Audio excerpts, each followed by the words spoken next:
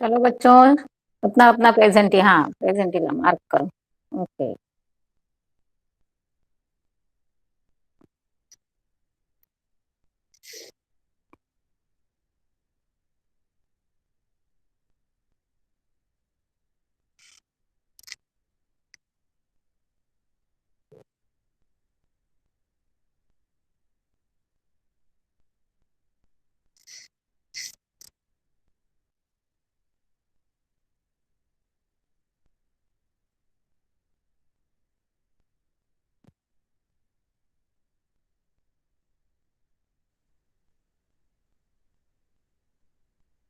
चलो, अभी हम स्टार्ट करेंगे हमारा lesson number 10, cell and cell organelles.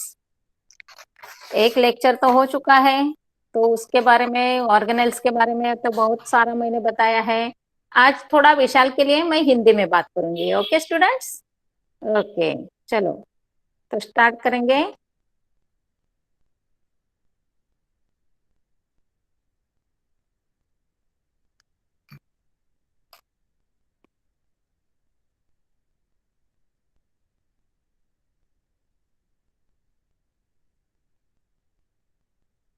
तो कितने, ये लिविंग ऑर्गेनिज्म में कितने टाइप्स के सेल्स होते हैं? चार्ट बॉक्स में लिख के रखो।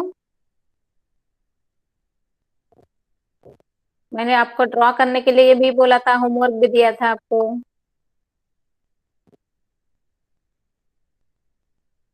Which are the organelles present in cell? Plant cell and animal cell. और उनके नाम लिख के दिए थे आपको, ड्रॉ भी करना था, ये लेबल भी करना था, और ये आपको लर्न भी करना था। ओके, तो इसके नाम जो है, तो चार्ट बॉक्स में जितना आपको याद है उतना लिखते जाओ। ओके, और ये हमारे प्लांट सेल और एनिमल सेल है। तो जो चार्ट बॉक्स है वो भी मैंने आपको बताया था कि लिख के दे दो होमवर्क में, ताकि आपको पता चले कौन से एनिमल सेल और प्लांट सेल में कौन से ऑर्गन्स कॉमन है और कौन से ऑर्गन्स अनकॉमन है। क्लियर? तो इतना तो आपको मालूम होना ही चाहिए। देन एक्सप्लेनेशन दिया था आपको कंपोनेंट्स ऑफ द सेल। तो ईच एंड एवरी ऑर्गेनेल जो है उसका क्या फंक्शन है, उसका क्या यूज है सेल के लिए, ये भी मैंने आपको डिटेल में बताया था। तो फर्स्ट जो अपना कंपोनेंट है वो है सेल वॉल, जो अपना सबसे आउटर मेम्ब्रेन रहता है और जो प्रोटेक्शन करता है। और इसके लिए मैंने आपको एग्जांपल भी दिया था, अपना घर का दीवार के जैसा इसका यूज होता है। देन सेकेंड मैंने बताया था प्लाज्मा मेम्ब्रेन, जो दोनों में प्रेजेंट रहता है, प्लांट सेल एज वेल एज एनिमल सेल। और वो क्या करता है, किसको अंदर एंट्री देना है वो खुद डिसाइड करता है। और उसका स्ट्रक्चर भी इधर यहाँ बहुत सारा ऐसा खोल के दिया है आपको, कैसा उसका स्ट्रक्चर रहता है और उसका फंक्शन कैसे होता है। तो वो अंदर क्या लेता है और बाहर क्या छोड़ता है, ये भी आपको मैंने सब कुछ डिटेल में बताया था। देन आज हम स्टार्ट करेंगे, ये तो बताया है, लेकिन आज अपना लेसन जो है तो ये लेक्चर में पूरा हो जाएगा। तो थोड़ा सा मैं ये विशाल के लिए और दूसरा कोई अपना स्टूडेंट्स है जो जिसको हिंदी में चाहिए था, उनके लिए अभी ये दोबारा स्टार्ट करती हूँ। तो आज अपना ये लेसन यहाँ खत्म हो जाएगा। ओके, हाँ। तो देखो, activities that consume cellular energy. तो सेल के अंदर जो एनर्जी रहती है, तो सेल के अंदर की एनर्जी कैसे कंज्यूम की जाती है, तो वो दो टाइप के रहते हैं। वो first one is endocytosis end second one is exocytosis. तो एंडोसाइटोसिस का मतलब क्या है और उसका फंक्शन किस तरह से चलता है। तो एंडो इसका मतलब है अंदर वाला, इनर वाला। तो इनर बोलेंगे तो कहाँ होगा, सेल के अंदर होगा। To gulf food and other substances from outer environment. Clear हो गया आपको? यहाँ एकदम सिंपल ऐसा सेंटेंस दिया है कि जो सेल के अंदर, बाहर से लेते हैं, उनको क्या बोलते हैं, एंडोसाइटोसिस। तो एंडो मतलब है अंदर लेना, और एक्सो बोलेंगे तो एंडो के कंप्लीट अपोजिट। तो क्या करेंगे, सेल में से कुछ वेस्ट मटेरियल है वो बाहर फेंक देंगे। तो क्या फेंकते हैं देखो, to excrete waste materials out of the cell. तो जो सेल के अंदर वेस्ट मटेरियल है वो ये प्रोसेस के थ्रू बाहर फेंका जाता है। तो process those that don't consume cellular energy. देखो पहला हमने एक्टिविटीज क्या देखा कि जो सेल्यूलर एनर्जी कंज्यूम करते हैं, तो उनके दो टाइप है, एंडोसाइटोसिस और एक्सोसाइटोसिस। अभी जो मैं आपको पढ़ाने जा रही हूँ वो है डिफ्यूजन और अस्मोसिस। इसके अंदर सेल्यूलर एनर्जी बिल्कुल ही कंज्यूम नहीं की जाती है। समझ में आया? तो ये भी दो टाइप है। तो diffusion means what? Diffusion means the reaction between gases. तो गैस क्या है, कौन से गैस होंगे हमारे सेल के अंदर, जो हमारे बॉडी के अंदर जो प्रेजेंट रहते हैं वही गैस सेल के अंदर भी रहेंगे। तो वो सेल वो गैसेस है O2 और CO2। देखो एंट्री और exist small of small molecules like O2 end CO2। तो इनहेल एक्सेल जो प्रोसेस रहती है हमारी, बिल्कुल ये सेल के अंदर भी इनहेल एक्सेल रहता है। तो O2 अंदर ही लिया जाता है, और जब रिएक्शन हो जाती है, ऑक्सीडेशन हो जाता है, तो वहां सी कार्बन प्रोड्यूस होता है, और वो O2 के साथ मतलब ऑक्सीजन के साथ कंबाइन होता है और CO2 के रूप में बाहर फेंक दिया जाता है। मतलब वो एग्जिट करने वाला गैस है, और O2 इज द एंटर करने वाला गैस है। समझ में आया सबको? और अस्मोसिस बोलेंगे तो अस्मोसिस क्या है?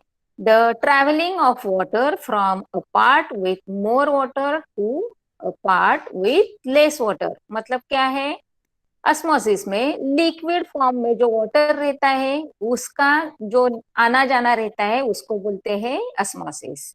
ये पार्ट मैंने लास्ट टॉपिक में लिया था, इसलिए मराठी में नहीं एक्सप्लेन करती, लेकिन आगे वाला मैं मराठी और हिंदी दोनों में एक्सप्लेन करूंगी। Okay students?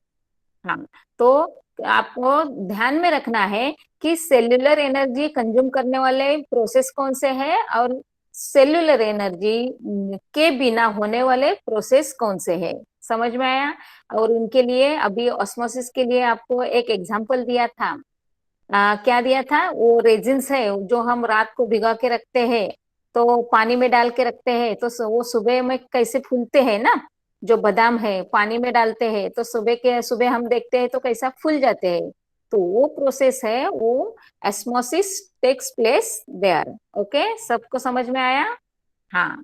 अभी देखो आइसोटोनिक सॉल्यूशन, ये भी पूरा अच्छी तरह से मैंने बताया था, लेकिन अभी थोड़ा सा रिपीट करती हूँ। आइसोटेनिक मतलब क्या है, वो जो ऑस्मोसिस प्रोसेस है ना उसके रिलेटेड वो आइसोटोनिक है। समझ में आया? ये ऑस्मोसिस है वो वाटर से रिलेटेड है। तो वाटर क्वांटिटी अंदर लेना और वाटर क्वांटिटी बाहर फेंक देना। तो ऑस्मोसिस में क्या क्या रहता है, तो ये अलग अलग तीन टाइप रहते हैं। तो first one is isotonic solution. इसमें क्या होता है, medium outside and inside the cell has same proportion of water, and water don't go in और आउट। देखो आइसोटोनिक इसका मतलब है इक्वल। समझ में आया? थोड़ा ध्यान में रखो। ये ऑस्मोसिस का प्रोसेस है, वो फर्स्ट है क्या प्रोसेस है, आइसोटोनिक। इसमें सेल के अंदर और सेल के बाहर जो वाटर क्वांटिटी रहती है वो इक्वल प्रोपोर्शन में रहती है। समझ में आया? हाँ। तो हाइपोटोनिक सॉल्यूशन, तो हाइपोटोनिक मतलब हाइपो का मतलब है लेस। तो क्या लेस होगा? वाटर लेस होगा। कहाँ लेस होगा? The cell has less water, समझ में आया, देन आउटर मीडियम। तो इसके अंदर ये हाइपोटोनिक प्रोसेस के अंदर क्या होता है, सेल में वाटर की मात्रा कम होती है और उसके आउटसाइड एरिया में वाटर की मात्रा ज्यादा होती है। So water enters the cell, this is called as endosmosis. समझ में आया? एग्जाम्पल दिया है, if raisins are kept in water after some time they swell and become turgid. आपको सबको पता ही है, और नहीं है पता तो आज ट्राई करके देख लो। पानी में डाल के भिगो के रख दो, सुबह देख लो, उनको मालूम हो जाएगा। समझ में आया? तो थर्ड वन इज हाइपरटोनिक। तो हाइपो के कंप्लीट अपोजिट क्या रहेगा? हाइपर। तो एक चीज है, एक कौन सा, एक तो ध्यान में रखने का है, हाइपो के बारे में ध्यान में रखो और ये रेजिन्स का एग्जाम्पल ध्यान में रखो। हाइपरटोनिक अपने आप ध्यान में आएगा। हाइपर मतलब क्या होगा? The cell has more water than the outside medium, मतलब सेल के अंदर ज्यादा पानी होगा और सेल के बाहर कम होगा। So water comes out of the cell. Only one sentence में उसने एक्सप्लेनेशन दिया है, लेकिन बहुत ही सिंपल लैंग्वेज में दिया है। तो उसके लिए एग्जाम्पल क्या दिया है देखो। If fruit pieces are kept in thick saturated sugar solution, the water from fruit pieces enter the sugar solution, so the fruit pieces shrink after a while. If plant cell or animal cell is kept in hypertonic solution, water comes out of the cell by this process of the exosmosis, and there is a contraction of cytoplasm. This process is called as plasmolysis. उसको दूसरा नाम क्या दिया है? Plasmolysis. हाँ, तो उसमें क्या है, अभी आपको समझ में नहीं आया होगा तो मैं बताती हूँ। अगर हमने फ्रूट काट के रखे हैं और उसके ऊपर अगर हमने शुगर डाल दी, तो शुगर डालने के बाद एक 5 मिनट आप छोड़ दो उनको ऐसे ही, और 5 मिनट के बाद ऑब्जर्व करो तो ये फ्रूट का जो पीसेस रहते हैं उसमें से बहुत सारा पानी निकल आता है और हमारे प्लेट में कलेक्ट होता है। समझ में आया? ये भी एक्सपेरिमेंट आप करके देख लो। तो उसमें आपको क्या समझ में आता है कि सेल के अंदर जो वाटर लेवल रहती है वो ज्यादा रहती है, तो शुगर में वो मिक्स हो जाती है, एब्सॉर्ब करती है शुगर, और वो वाटर फ्रूट से बाहर निकलता है। हो गया? समझ में आ गया? तो अभी सीधा जाएंगे हम। थर्ड हमारा ऑर्गेनल है साइटोप्लाज्म। तो साइटोप्लाज्म क्या है देखो। Have you seen the fully turgid rectangular cells of the onion peeling? ये भी मैंने आपको अच्छी तरह से बताया है कि ओनियन का जो बहुत ही थीन ऐसा लेयर रहता है, दो ऐसा पाकली रहती है ना उसके अंदर का, तो उसको हम माइक्रोस्कोप के अंदर देखेंगे तो आपको पता चलेगा कि ये कैसा दिखता है। तो डायग्राम में दिखाया है देखो, जो हमने सीखा है ना, cell membrane, cell wall and then cytoplasm, तो पूरा का पूरा स्ट्रक्चर हमें ऐसा दिखता है। तो उसके अंदर जो ब्लैक ब्लैक स्पॉट है उसको हम बोलेंगे न्यूक्लियस। तो साइटोप्लाज्म क्या है देख low. Cytoplasm is the fluid between plasma membrane end the nucleus. ये कहाँ रहता है, कहाँ से प्लेस है उसकी? तो सेल के अंदर रहती है, लेकिन साइट ये अपना प्लाज्मा मेम्ब्रेन के अंदर और न्यूक्लियस के साइड में रहते हैं। It is a moving sticky substance. Many cell organs are suspended in cytoplasm. Cytoplasm is the medium for cellular chemical reaction. मतलब साइटोप्लाज्म क्या है? एक फ्लूइड लिक्विड है। तो ये लिक्विड की वजह से क्या हो जाता है, जो अंदर जो सेल के अंदर जो रिएक्शन होती है ना, वो रिएक्शन उसके थ्रू होती है, मतलब मीडियम कोई तो चाहिए ना, तो ये साइटोप्लाज्म मीडियम का काम करता है। The part of the cytoplasm other than organelles is the cystole. अभी नाम दिया है देखो सिस्टोल। तो सिस्टोल क्या रहता है? Systole stores whittle substance like amino acids, जो सेल के अंदर जो फूड के रूप में रहता है, तो जो कलेक्ट करके रखते हैं उसको क्या बोलेंगे? सिस्टोल। तो क्या क्या रहता है उसके अंदर? अमाइनो एसिड्स रहते हैं, ग्लूकोज रहता है, विटामिन रहते हैं, etcetera. In animal cell cytoplasm is more granular and dense, while in plant cells देखो, जो उनका जो क्वांटिटी है वो भी अलग रहता है, उसका उसका जो थिकनेस जो है वो भी अलग रहता है। तो प्लांट सेल्स और एनिमल सेल्स में उनका स्ट्रक्चर अलग अलग फॉर्म में हम लोगों को मिलता है। Mostly push to the periphery due to the larger central vacuole. अभी प्लांट सेल में मैंने आपको बताया था कि वैक्यूल्स बड़े बड़े रहते हैं और सिंगल रहता है, और एनिमल सेल में ये वैक्यूल्स जो है वो बहुत ही छोटे छोटे रहते हैं। Then cell organelles. Cell organelle क्या है? An organelle is a specialized subunit having specific function within the cell.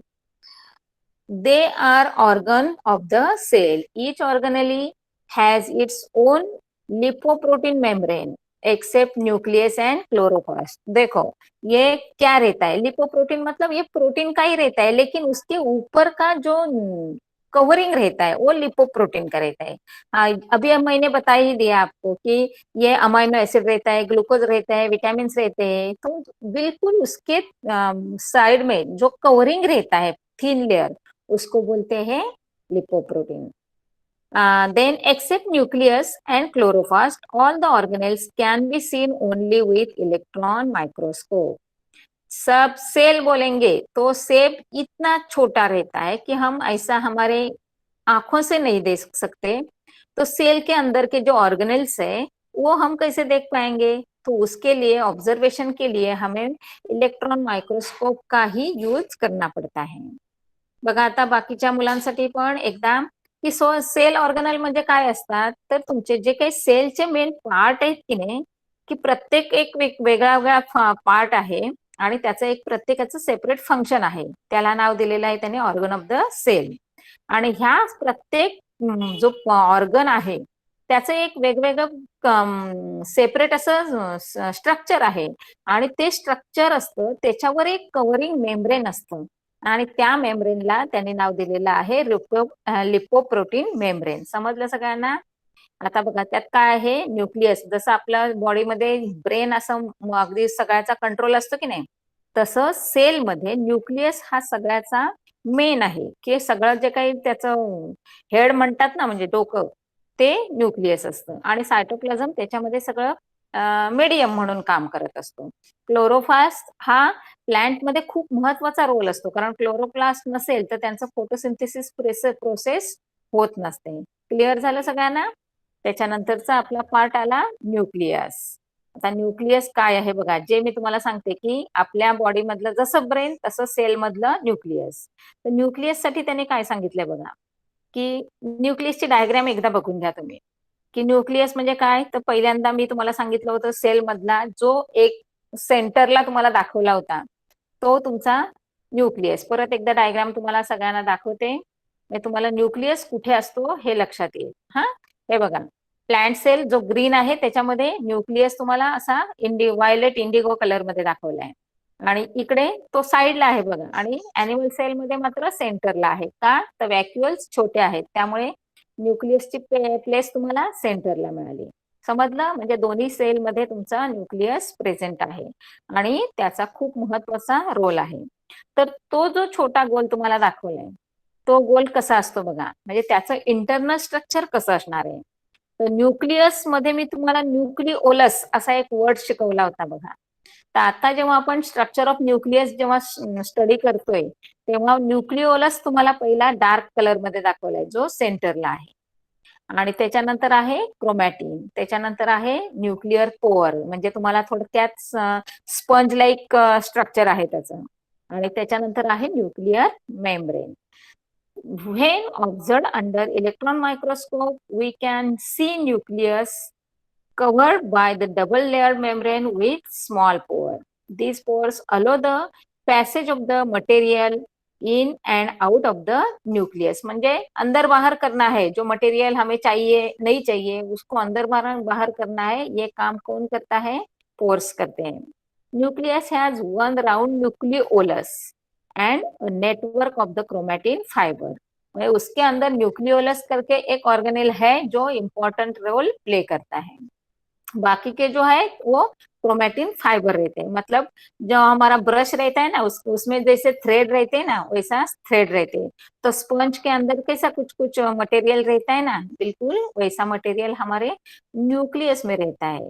तो उसका क्या यूज है, तो हमारे बॉडी के अंदर जैसे सक करते हैं ना, जो फूड मटेरियल जो है तो एब्सॉर्ब करते हैं, सक करते हैं, तो बिल्कुल वही सेम प्रोसेस ये सेल में भी होती है। तो ये क्रोमैटिन फाइबर वहां काम में आते हैं। Chromatin fibers are thin thread-like structure which condense to form short, thin chromosomes at the time of the cell division। हाँ, तो अभी 8th स्टैंडर्ड में आप लोग है, तो यहाँ तक ही आपको स्टडी है। नेक्स्ट ईयर आपको क्या मिलेगा, सेल डिवीजन आएगा। तो सेल डिवीजन में ये न्यूक्लियस बहुत ही इंपॉर्टेंट रहता है, क्योंकि ईच एंड एवरी सेल में ये न्यूक्लियस होना ही चाहिए। तो ये सेल का डिवीजन कैसे होता है, तो सेल का डिवीजन होता है तब न्यूक्लियस का डिवीजन कैसा होता है, ये सब नेक्स्ट ईयर आपको मिलेगा। तो ध्यान में रखो कि इसके अंदर जो न्यूक्लियस है उसके अंदर क्रोमोसोम्स प्रेजेंट रहते हैं। तो क्रोमोसोम्स ये काम में आता है सेल डिवीजन में। Functional segments on chromosomes are called as genes, जो हमें हेरिडिटरी फंक्शन फॉलो करते हैं, क्यों पास करते हैं एक जनरेशन से दूसरे जनरेशन तक। तो मेन न्यूक्लियस का फंक्शन क्या है देख लो, it controls all metabolic activities of the cell and also the cell division. सबका का पूरा कंट्रोल जो है, और जो मेटाबॉलिक एक्टिविटी डाइजेस्टिव का रहता है, जो पूरा का पूरा से न्यूक्लियस पे डिपेंड रहता है, और मेन फंक्शन रहता है उसका सेल डिवीजन।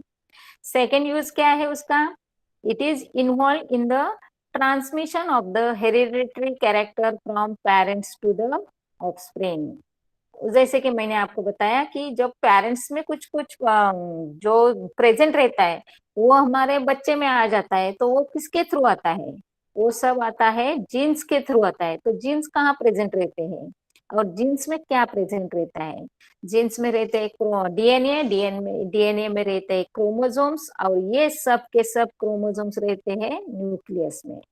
तो इसलिए ये न्यूक्लियस बहुत ही important organ of the cell रहता है। ओके, देन एंडोप्लाज्मिक रेटिकुलम, ये तो ऐसा फोल्डेड जैसा पाइपलाइन के जैसा हमारे डायग्राम में दिखाया है, लेकिन माइक्रोस्कोप के अंदर खाली हमने रेटिकुलम देख लिया तो वो कैसा दिखता है देख लो।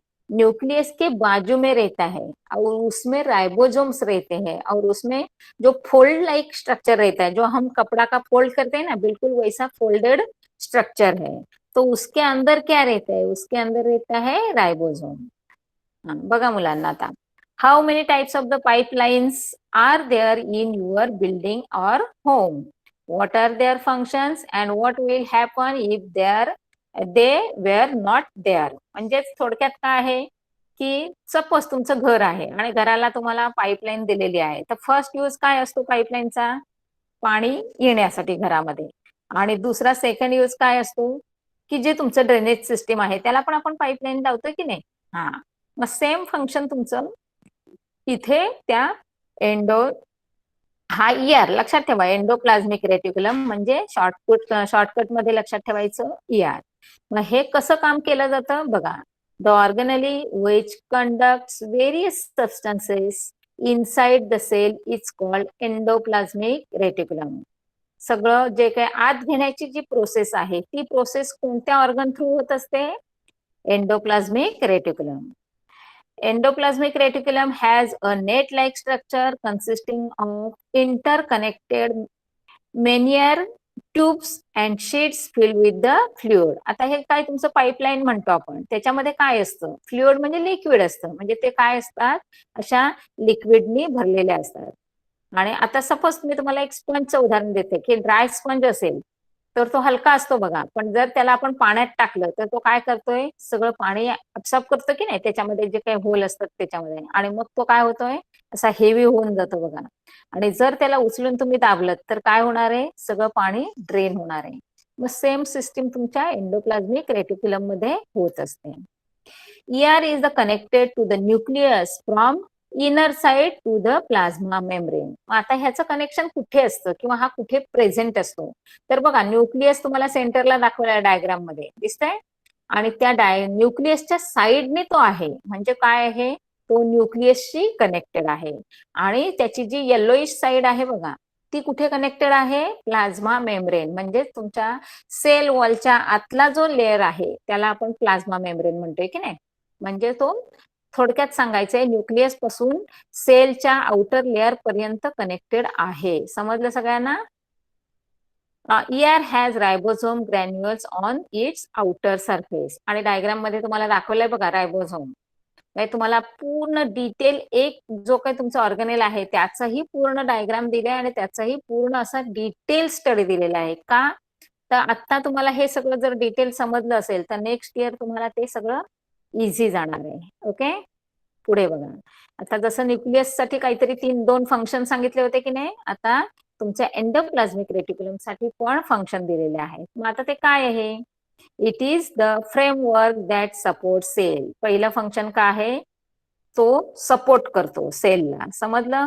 आधार द्यायचं काम करतो. दुसरं आहे कंडक्शन ऑफ द प्रोटीन्स, म्हणजे सेलमध्ये जे काही तुमचे प्रोटीन्स आहेत, जो अमायनो ऍसिड मी म्हटलं ना तुम्हाला, ते डायजेशन नंतर त्याला प्रोटीन्सचं डायजेशन झालं की ते अमायनो ऍसिड मध्ये कन्वर्ट होतं. पण पहिलं ईआरचं फंक्शन काय आहे?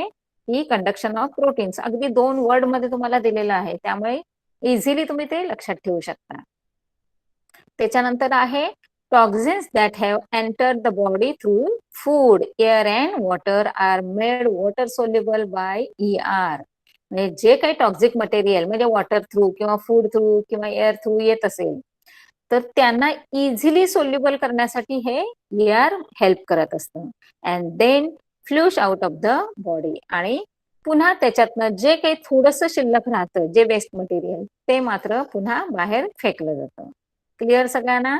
3 तुम्हाला दिलेले आहेत फंक्शन, तिन्हीच्या तिन्ही लक्षात ठेवायचे आहेत, कारण तुम्हाला कधीतरी तुम्हाला म्हणजे त्या सेल ऑर्गनेलचे फंक्शन विचारले जाऊ शकतात, आणि मोस्टली तुम्हाला न्यूक्लियसचं इम्पॉर्टंट आणि मायटोकॉन्ड्रियाचं इम्पॉर्टंट तुम्हाला विचारलंच जात असतं. समजलं? पुढे बघा, गॉल्गी कॉम्प्लेक्स. आता जे डायग्राम मध्ये तुम्हाला पाईपलाईन सारखं असं एक असा स्ट्रक्चर दाखवलं होतं बघा, सेम पाईपलाईन असं नाही, पण आहे बघा. मी तुम्हाला ग्रीनिश पार्ट दाखवते बघा परत एकदा. तुम्ही जर होमवर्क कम्प्लीट केलेला असेल तर तुम्हाला ते कुठे तुम्ही पार्टला नाव दिलंय हे तुम्हाला माहिती असतं, म्हणून नेहमी लक्षात ठेवायचं की तुम्ही हे होमवर्क कम्प्लीट करायचा. आता बघा त्याच्या पुढे तुम्हाला अशा पाईपलाईनच्या अशा हे दाखवले का इकडे प्लांट सेल मध्ये लेफ्ट साइडला ब्राऊन ब्राऊन दाखवलंय बघा, आणि इथे तुम्हाला न्यूक्लियसच्या खाली ब्राऊन ब्राऊन दाखवलंय. डार्क ब्राऊन नाही, असं लाईट ब्राऊन कलर आहे बघा. हा, ते आहेत तुमचे गॉल्गी कॉम्प्लेक्स. आता ते तुम्हाला दिसताना असं केळ्यासारखं दिसतं किंवा बंच सारखं दिसतं, पण मात्र ते आहे कसं ते बघा, आणि त्याचा यूज काय आहे ते पहिलं बघा. गॉल्गी कॉम्प्लेक्स काय सांगितलं? It is made up of 5 to 8 hollow and flat sac places parallel to each other. म्हणजे थोडक्यात काय आहेत, अगदी डस्टबिन बॅग असतात की नाही, त्या टाईपचं त्यांचं स्ट्रक्चर दाखवलंय बघा. अशा फोल्डेड बॅग्स आहेत त्या, आणि त्याच्यामध्ये काही मटेरियल जे आहे ते त्याच्यामध्ये टाकलं जातं, आणि त्या मग पुन्हा त्याला काय करतात? डायजेस्ट करतात. पुढे बघा, these sacks are called as cisternae and filled with the different enzymes. म्हणजेच आता प्रॉपर एन्झाईम्स लागतात की नाही, फूड जेव्हा येतं तेव्हा त्याच्यामध्ये काय काय वेस्ट मटेरियल येत असतं किंवा टॉक्झिक मटेरियल येत असतं, मग त्याला ते डायजेस्ट कसं करायचं, मग त्यासाठी एन्झाईमची गरज लागते. आणि मग एन्झाईम्स कुठे प्रेझेंट असणार आहेत? त्या एन्झाईम्स तुमचे कुठे असणार आहेत? ऑफकोर्स गॉल्गी कॉम्प्लेक्स मध्ये असणार आहेत. क्लिअर सगळ्यांना? The protein coming from ER are enclosed in vesicle which come towards Golgi complex via cytoplasm. मी तुम्हाला सांगितलं की सायटोप्लाझम काय आहे? मीडियम आहे. मीडियम म्हणजे माध्यम, वाहून नेतं, एकापासून दुसरीकडे पोचवतं. मग आता ते लिक्विड आहे, त्यामुळे ते काय होत असतं? अख्खा सेलभर सगळं पसरलेलं असतं, आणि मग जे काय मटेरियल आहे एकाकडून दुसऱ्याकडे ट्रान्सफर करावं लागतं, ते सगळं या सायटोप्लाझम थ्रू होत असतं. They fuse with the formation phase of the Golgi membranes and empty their contents in the cisternae. As they pass through the cisternae, they are chemically modified with the help of the enzyme. Full असतात सगळेच्या सगळे.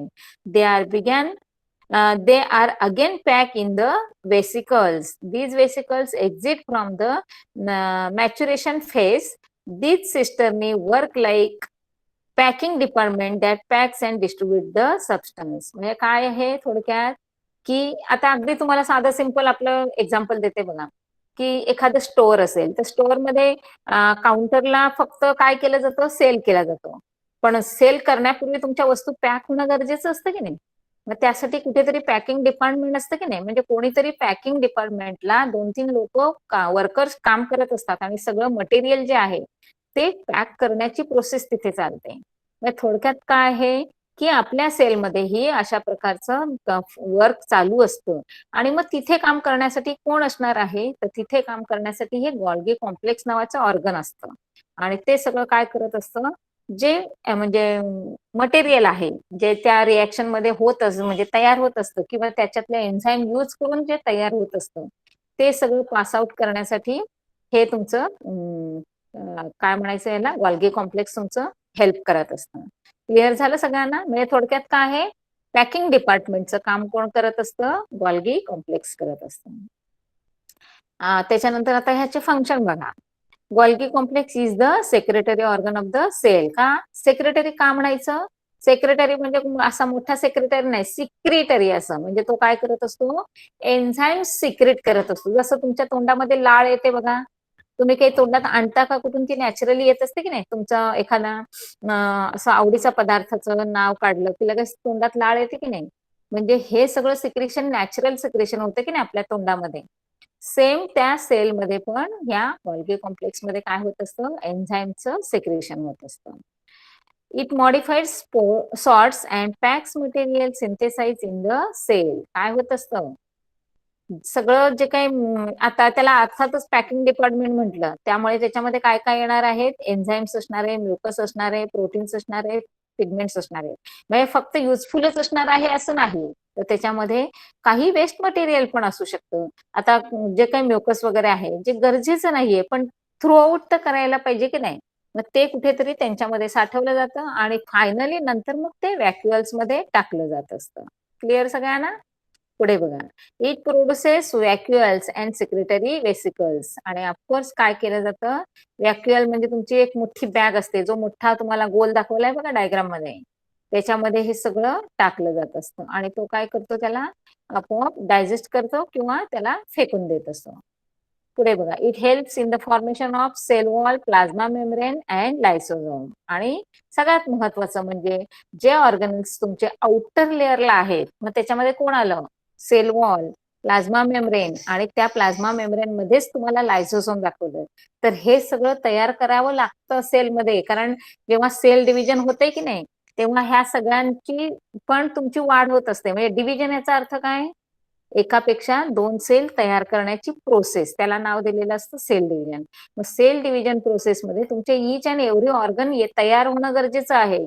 मग ते कोण तयार करतं, तर ते हे गोल्गी बॉडीज तयार करत असतात. आता त्याच्यामधला तुमचा हा लायझोझोम सांगितलाय बघा, तो लायझोझोम काय असतो आणि त्याचं स्ट्रक्चर कसं असतं बघा. What happens to the agriculture waste after a few days when it is dump in the compost pit. अगदी बेस्ट एक्झाम्पल दिलंय की तुमच्याकडे कंपोस्ट खत कसं तयार केलं जातं. थोडक्यात काय आहे की आपण जेव्हा ऍग्रिकल्चर प्रोसेसमध्ये आपल्याला जे गरजेचं आहे ते घेऊन जातो, पण जे आपल्याला नको आहे ते आपण काय करत असतो, एका कुठेतरी खड्ड्यामध्ये टाकून देतो किंवा मातीमध्ये टाकून देतो, आणि मग ती जी प्रोसेस आहे, ती प्रोसेस म्हणजेच तुमची इथे लायझोझोम सेलमध्ये करणारी प्रोसेस आहे. समजतंय? Due to the various metabolic activities the cell organic waste is generated. Lysosomes digest and waste. बघा काय करतोय लायझोझोम, ते सगळं जे काही ऑर्गॅनिक मटेरियल आहे त्याला पहिल्यांदा काय करतोय, डायजेस्ट करतोय, आणि त्याच्यानंतर त्या डायजेशन केल्यानंतर त्याच्यातनं जे सॉलिड वेस्ट असणार आहे तो काय करतोय, पुन्हा बाहेर टाकतो. मग तो आतमध्ये असा कॅच करतो, म्हणजे जसं तुम्हाला एखादा ड्रॉसेरा एक्झाम्पल माहितीये का, ड्रॉसेरा प्लांट कॅच करतो. सेम प्रोसेस हे लायझोझोम काय करत असतात, सगळं अनवॉन्टेड मटेरियल जे सेलमध्ये आहे ते कॅच करत असतं. बघा. Lysosome are simple single membrane bound sacs filled with the digestive enzyme. आणि त्याच्यामध्ये सगळं हे टॉक्सिक मटेरियल आहे ते डायजेस्ट झालं पाहिजे म्हणून तो काय करत असतो, त्याच्यामध्ये लॉट्स ऑफ क्वांटिटीमध्ये डायजेस्टिव्ह एन्झाईम्स प्रेझेंट असतात. क्लिअर सगळ्यांना? पुढे बघा. आता त्याच्यासाठी पण त्याचे 4 फंक्शन दिलेले आहेत. तर फंक्शन काय आहे बघा. First one is immune system. सेलमध्ये पण इम्युन सिस्टीम आहे बघा. It destroys virus and bacteria that attack the cell. In case सेलमध्ये अनवॉन्टेड मटेरियल आलं, अनवॉन्टेड व्हायरस किंवा बॅक्टेरिया आल्या ज्या हार्मफुल असू शकतात, त्यांच्यावर अटॅक करण्यासाठी कोणाचं म्हणजे महत्वाचा रोल आहे, तर हे लायझोसोमचा.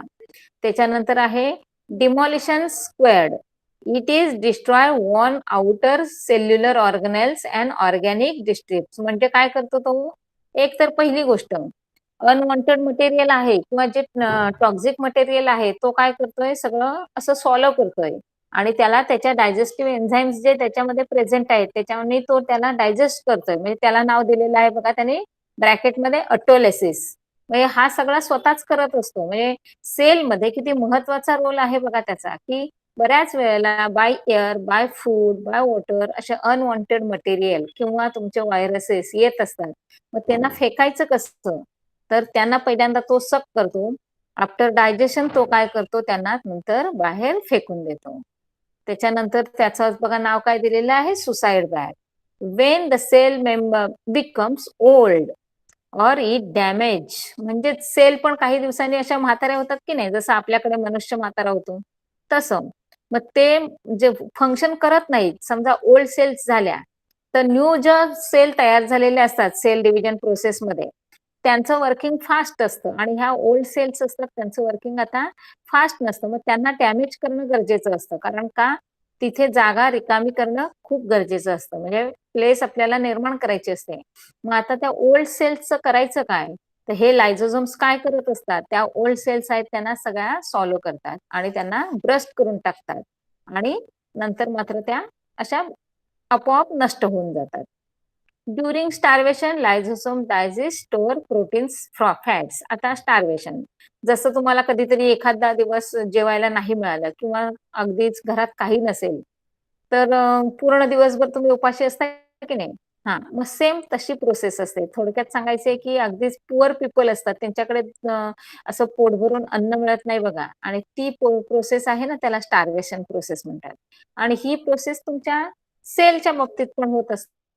त्यामुळे त्या प्रोसेसमध्ये इन केस जर फूड मटेरियल कुठूनही सेलमध्ये जर अवेलेबल झालं नाही तर मग ती सेल कशी ऍक्टिव्हेट राहणार आणि मग त्यासाठी काय करत असतात हे सगळं जे काही स्टोअर मटेरियल असतं ना मायटोकॉन्ड्रियामध्ये त्याच्यातून ते सक केलं जातं आणि पुढे ते पास आउट केलं जातं आणि हे सगळं कोण काम करत असतं तर हे लायझोझोम करत असतात.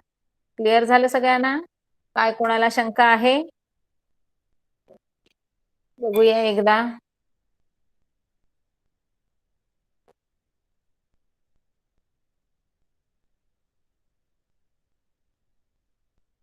कोणाला काही डाऊट आहे मुलांना? Any doubt? Mitochondria nucleus व्हॅक्युअल्स very good very good सगळ्यांनी अभ्यास केला होता म्हणजे आज. येस. कोणाला काही शंका आहे मुलांना? Can you hear me students? No. Very good very good. Okay okay ठीक आहे चलो.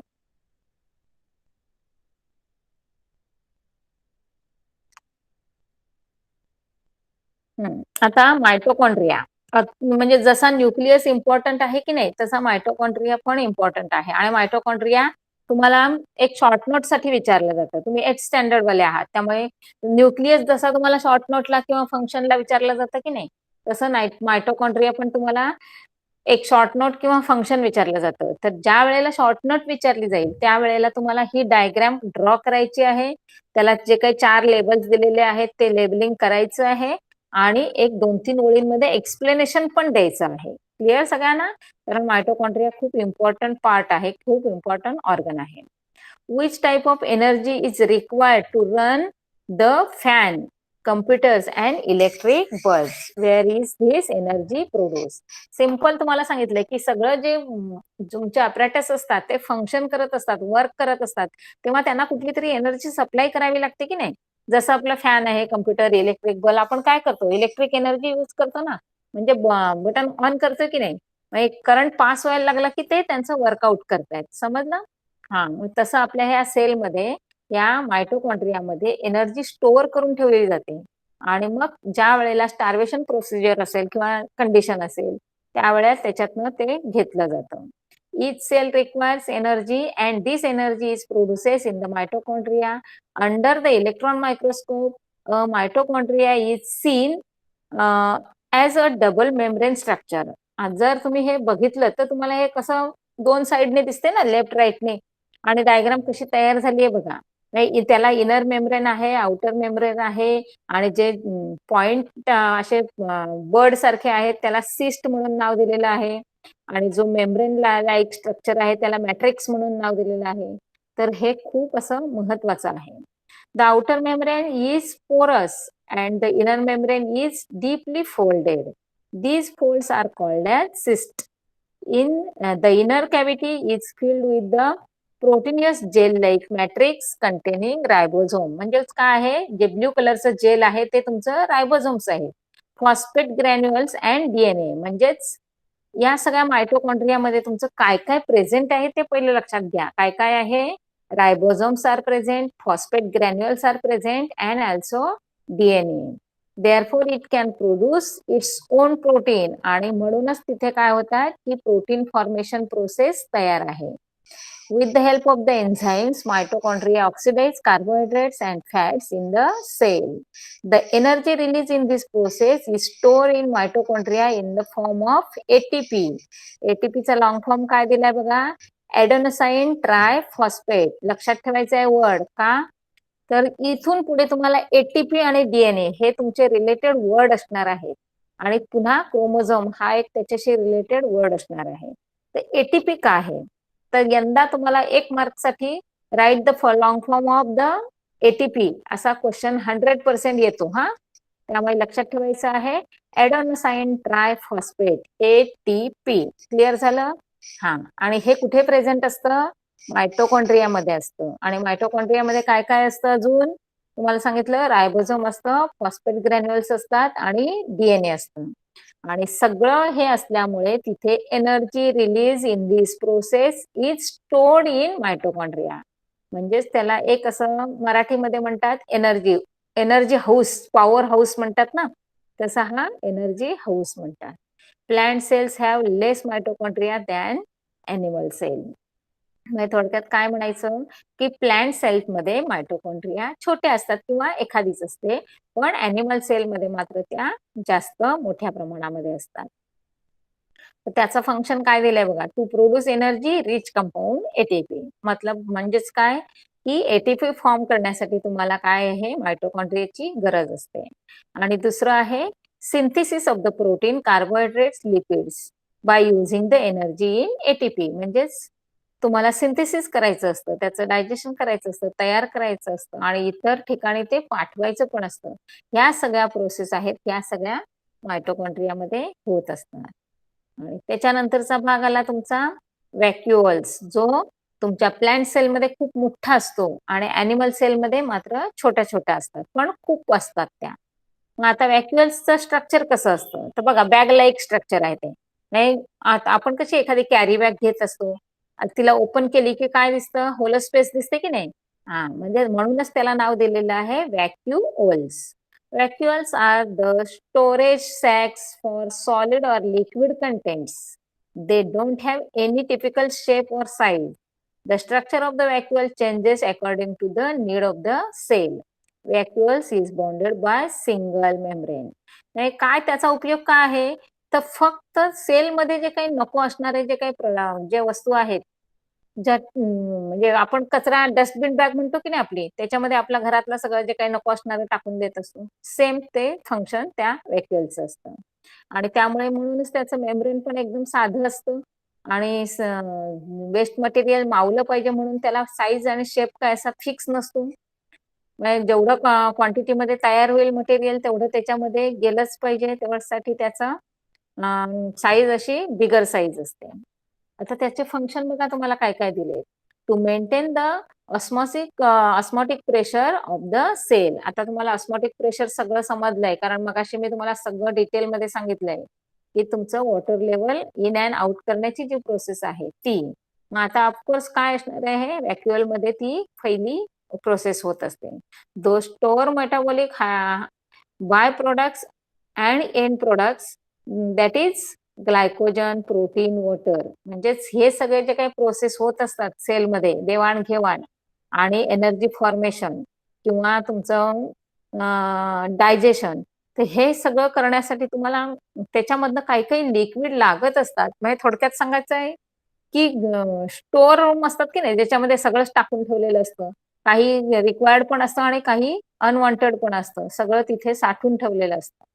In animal cell they store waste products and food while in the amoeba it stores food before digestion. बघा, हे प्रत्येक सेल कसं use आहे, त्या म्हणजे व्हॅक्युअलचा यूज कसा आहे, तर it's depends on the plant और ॲनिमल. जर तुमचा युनिसेल्युलर ॲनिमल असेल, अमिबा सारखा, तर तो सिंगल सेल्युलर आहे ना, त्यामुळे त्याच्याकडे सगळं काम एकाच गोष्टीने किंवा एकच पार्ट करत असतो.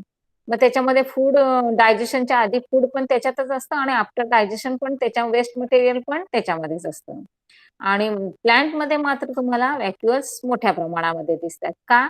तर प्लांट हे स्वतः म्हणजे अन्न तयार करत असतात. त्यामुळे ऑफकोर्स त्यांना मोठ्या प्रोसेस आहेत त्यांच्या आणि त्यासाठी त्यांच्याकडे स्पेस जास्त लागते. वेस्ट मटेरियल पण जास्त येतं आणि स्टोअर पण त्यांना जास्त करावं लागतं. त्यामुळे त्यांच्यामध्ये ज्याची साईज असते ती मोठी असते. In plant cell, vacuoles are full of cell sap and provide turgidity, rigidity to them. आणि म्हणूनच प्लांट सेल मध्ये त्याची साईज मोठी असते. क्लिअर झालं सगळ्यांना? आता त्याच्यानंतर आहे plastids. Plastids, why are plant leaves green and flowers red, yellow, orange or blue. बघा, तुम्हाला काय सांगितलंय त्यांनी की प्लास्टिडचा यूज काय. मग प्लास्टिड पहिल्यांदा कुठे वापरलं जातं, तर तुम्हाला एक्झाम्पल दिलंय की सर्व प्लांट्स जे आहेत त्यांचा कलर म्हणजे लिव्हचा कलर कसा असतो, ग्रीन असतो. आणि फ्लावर्स मात्र व्हरायटी ऑफ कलर फॉर्म करत असतात. मग काही रेड असतील, काही येलो असतील, काही ऑरेंज असतील, काही ब्ल्यू असतील. मग हे जे कलर पिगमेंट्स आहेत ते कसे तयार होतात आणि ते कसे फॉर्म होतात. The organelle which gives such a colours in present only in the plant cell it is called plastid. समजलं सगळ्यांना? की जे कलरफुल तुम्हाला फुलं दिसतात किंवा तुमचं जे ग्रीन लिव्स दिसतात, तर त्याच्यासाठी जे काही असे ठराविक पिगमेंट्स लागतात आणि ते पिगमेंट्स तुमच्या प्लांट सेलमध्ये प्रेझेंट असतात आणि त्यालाच नाव दिलेलं आहे plastids. Plastids have double membrane and are of 2 types. समजलं? प्लास्टिड्स किती टाईपचे आहेत? 2 टाईपचे आहेत. मग आता ते खाली तुम्हाला दिलेलं आहे बघा. Colour of the plant parts आणि त्याचे पिगमेंट्स. पहिला तुम्हाला दिलंय green colour. Green colour plants मध्ये कोणाला असतो? एक तर तुमच्या स्टेमला असू शकतो आणि जास्तीत जास्त लिव्हजला असू शकतो. मग त्याने एक्झाम्पल लिव्हज दिलंय बघा. आणि मग हा पिगमेंट कोणता वापरला जातो? ग्रीन कलर तुम्हाला मिळतो कशामुळे? तर chlorophyll is present in the cell. म्हणजे क्लोरोफिलचा कलर कसा असणार आहे? ग्रीन आहे आणि म्हणूनच तुमच्या प्लांट्स मधल्या ज्या लिव्हज आहेत ते तुम्हाला ग्रीन दिसत आहेत. त्याच्यानंतर ऑरेंज पिगमेंट कशामुळे म्हणजे मिळतो तुम्हाला? आणि ऑरेंज काय असतं, तर कॅरट आपला आहे जो ऑरेंज असतो बघा, आणि त्याच्यामध्ये जे पिगमेंट आहे त्याला नाव काय दिलेलं आहे? कॅरोटीन. लक्षात ठेवायचं आहे. तुम्हाला काय येतं? एक तर मॅच द पेअर मध्ये येईल किंवा तुम्हाला फिलप्स मध्ये येत असतं. समजतंय? त्यामुळे ग्रीन कलर क्लोरोफिल मिळतो, ऑरेंज कलर कॅरोटीनमुळे येतो, येलो कलर कशामुळे येतो? झॅन्थोफिलमुळे येतो, पर्पल आणि ब्ल्यू कलर आहे तो कशामुळे येतो? अँथोसायनिनमुळे येतो, आणि डार्क पिंक म्हणजे आपण बीट जो खातो त्याच्या बेटा लिन्स नावाचं पिगमेंट असतं. म्हणजे तुम्हाला एक लक्षात घ्यायचंय, प्लांट्सचे जे कलर वाले पार्ट आहेत ते तुम्हाला लेफ्ट साइडला दिलेले आहेत आणि कोणते पिगमेंट्स आहेत की जे यूज केले जातात आणि त्याच्यामुळे त्यांना तो कलर मिळतो, ते पिगमेंट्स तुम्हाला राईट साइडला दिलेले आहेत. समजलं? आणि ते सगळ्यांनी लक्षात ठेवायचं आहे. आज होमवर्कला तुम्हाला हा चार्ट मी सांगणार आहे. त्याच्यानंतर बघा काय दिलं त्यांनी? ल्युकोप्लास्ट. आता चार्ट सोडून अजून तुम्हाला सांगितलंय की ल्युकोप्लास्ट काय आहे? ते व्हाईट कलर किंवा कलरलेस. कलरलेस म्हणजे माहितीये सगळ्यांना, आपलं वॉटर असतं ट्रान्सपरंट, कलर नसतो त्याला बघा. प्युअर वॉटर, डिस्टिल किंवा क्रिस्टल वॉटर म्हणतो ना आपण त्याला. हा.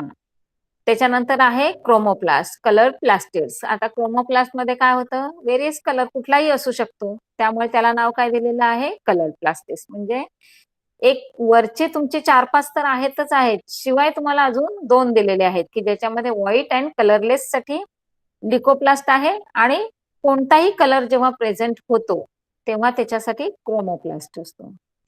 Chloroplast can get converted into other types of the chloroplast. Example दिले, raw green tomatoes turn red due to the breakdown of the chlorophyll and synthesis of the लायकोपिन.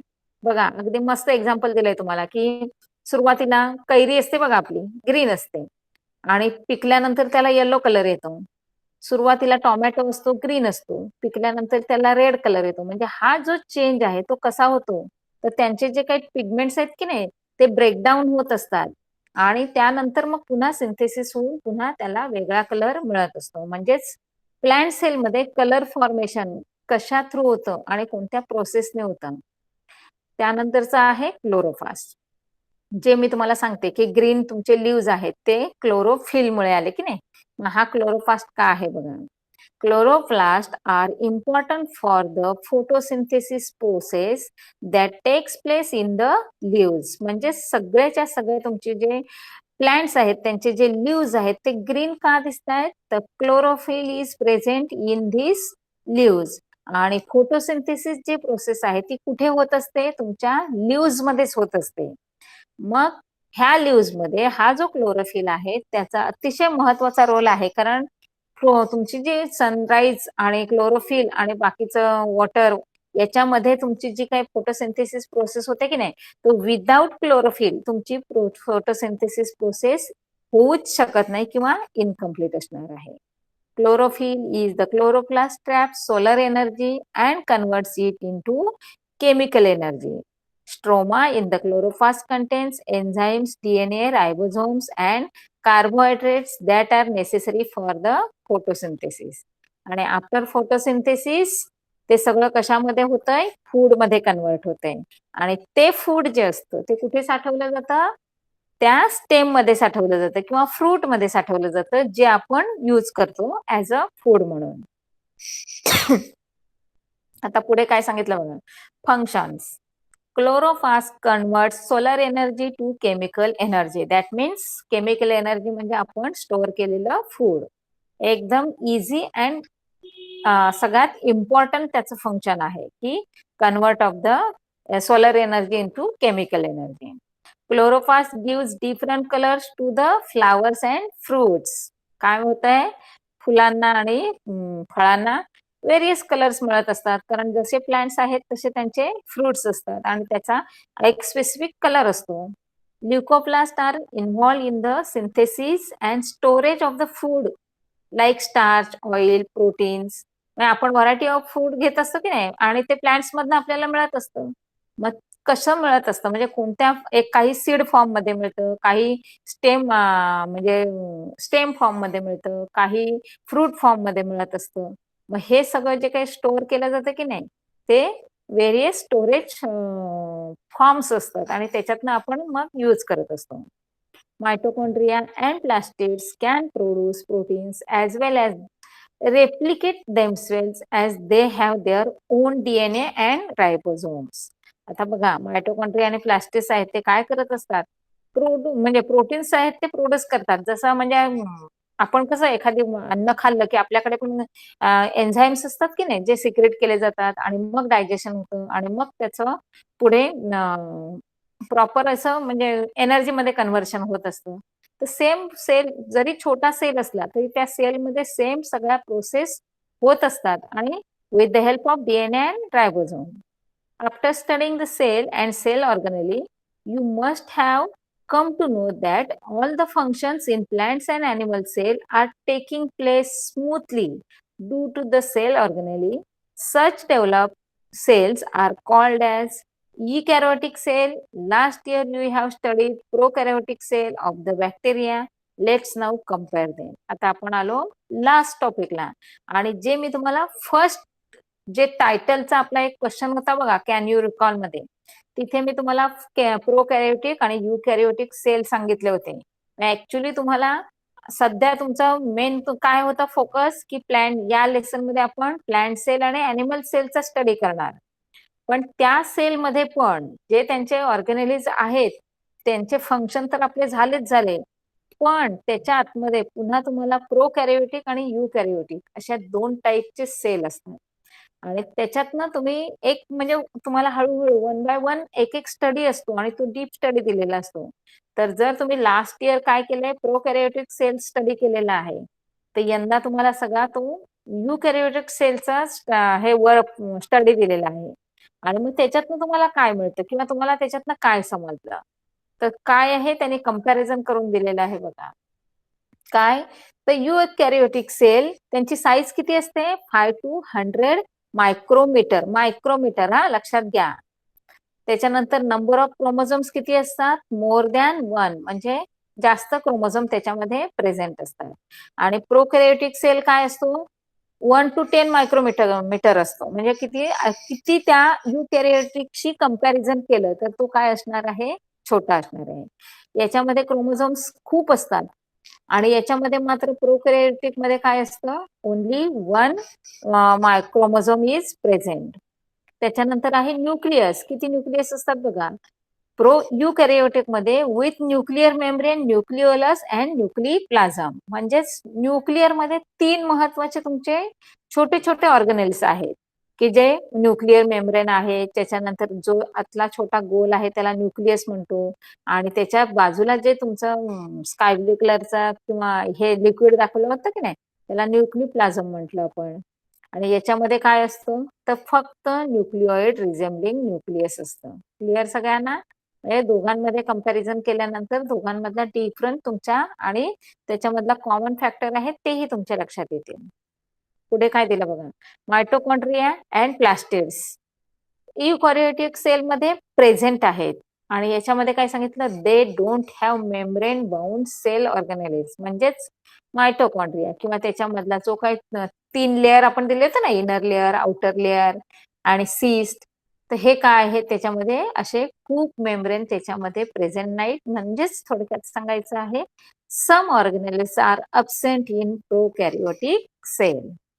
Example, present in highly involved unicellular and multicellular plants and animal. म्हणजे थोडक्यात काय आहे की युकॅरियोटिक cells जे आहेत ते फक्त जे वेल डेव्हलप जे प्लांट्स आणि अॅनिमल आहेत, जे मल्टीसेल्युलर आहेत त्यांच्यामध्ये प्रेझेंट असतो. आणि हे जे प्रोकॅरियोटिक आहेत ते फक्त तुमचे कुठे प्रेझेंट असतात, बॅक्टेरियामध्ये प्रेझेंट असतात. क्लिअर झालं सगळ्यांना. एक्झाम्पल लक्षात ठेवा, म्हणजे तुम्हाला त्यांची साईज लक्षात येईल आणि मग साईज लक्षात आलं की तुम्हाला फंक्शन पण लिहायला किंवा त्याचा डिफरन्स पण लिहायला सोपा जाईल. तर इथे आपला लेसन पूर्ण झाला. आता तुमचा होमवर्क आज काय असणार आहे, तर तुमच्या जे क्वेश्चन सगळे दिलेले आहेत ते क्वेश्चन तुम्ही सगळेच्या सगळे कंप्लीट करायचे आहेत. म्हणजे थोडक्यात एक्सरसाइज जी आहे ती सगळीच्या सगळी कंप्लीट करायची आहे. प्लस एक प्रोकॅरियोटिक आणि युकॅरियोटिक सेल जो तुम्हाला सांगितलेला आहे, डिफरन्स तुम्हाला दिलेला आहे, तोही तुम्ही कंप्लीट करायचा आहे. प्लस तुम्हाला काय मी एक काम सांगितलंय, हे colour of the plants part आणि त्यांचे पिगमेंट, तर ते तुम्हाला इकडे बॉक्समध्ये तर दिलेले आहेतच, प्लस तुमचे 2 व्हाईट आणि कलर्ड साठी दिलेले आहेत ते 2. समजलं सगळ्यांना. हा चार्ट तुम्ही लिहायचा आहे पहिल्यांदा, त्याच्यानंतर तुमचा हा प्रोकॅरियोटिक आणि युकॅरियोटिकचा चार्ट लिहायचा आणि नंतर तुम्ही तुमच्या क्वेश्चन कडे वळायचं आहे. क्लिअर सगळ्यांना. तर आता आपण इथे काय करूया, थांबूया. आपला लेसन कंप्लीट झालेला आहे. काय कोणाला डाऊट्स असतील तर एकदा विचारा.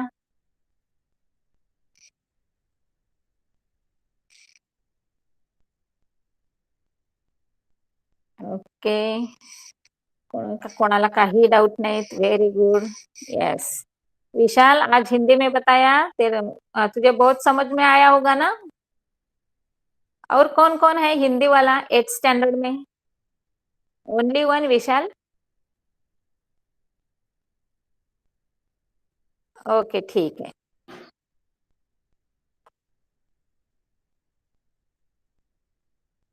यस नंदिनी. ओके ओके, तो आज काफी समझ में आया होगा मुझे.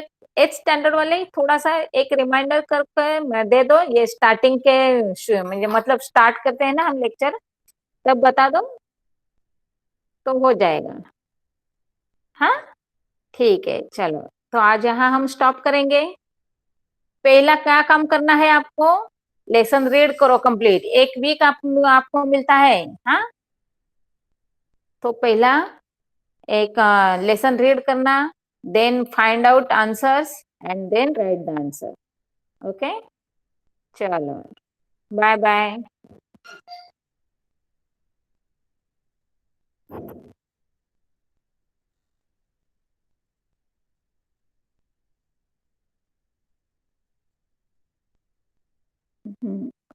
यस यस, क्या डाउट है?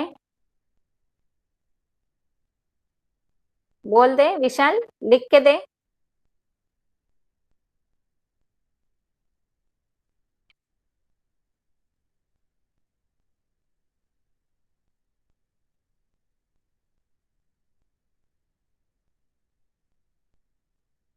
चैट बॉक्स में लिख के दे, क्या डाउट है, मुझे समझ में आएगा तो मैं बताऊंगी। Yes, in exam write about eukaryotic and prokaryotic cell. नहीं नहीं, आता नहीं है, लेकिन एक्स्ट्रा नॉलेज होगा और लर्न किया होगा तो एग्जाम में आए तो भी हम लिख सकते हैं ना।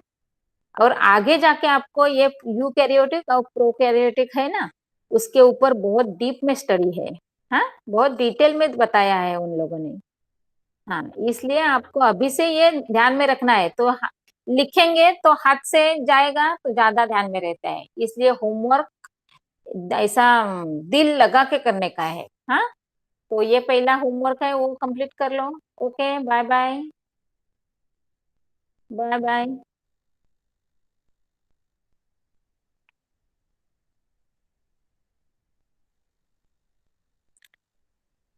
ओके, चलो बाय।